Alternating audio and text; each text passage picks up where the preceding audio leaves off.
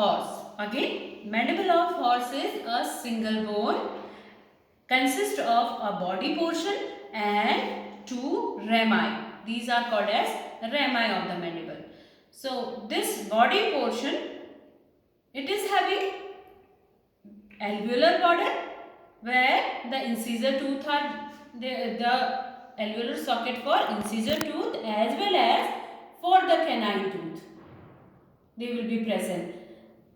For incisor tooth there will be 3 sockets on each side. 3 will be here, 3 will be here. Okay. For canine tooth, 1 socket, alveolar socket will be here and another will be here. So total, how many sockets will be there? Total 8 sockets will be there in the body portion, and this border of the body is called as alveolar border. The thing is that in the case of horse, these two rami, one rami is this, another is this. These two rami later in the embryonic state they fuse together at this level. They form the mandibular symphysis. In case of horse, this mandibular symphysis is complete. There is complete fusion of the mandible rami. Okay. This surface of the body, it is called as lingual surface, which comes in the contact with the tongue, and this surface it is called as labial surface because it comes in the contact with the lower lips. Now I will tell about the rami. This portion of the rami is horizontal portion and this is the vertical portion. It is called as horizontal rami and this portion it is called as vertical rami. This is the lateral surface and this one is the medial surface. This one and this one is the medial surface of the rami.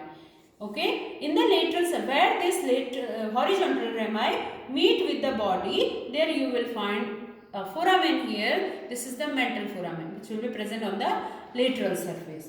Similarly, if you see the medial surface, there at the level of vertical rami, you will find another foramen inside. Here also and here also, this is called as mandibular foramen.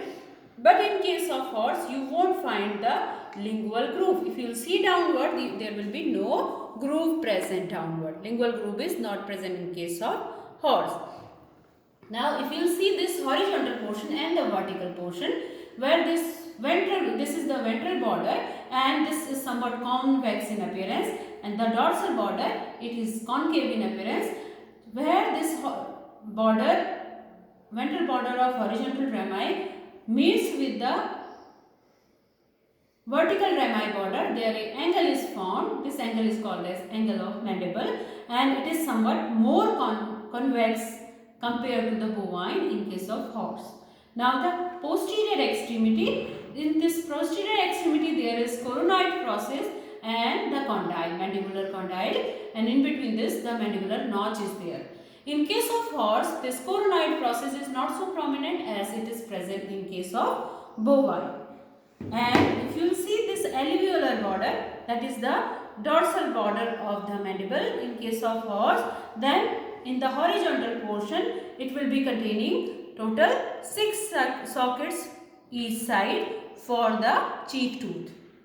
So this is about the mandible of horse.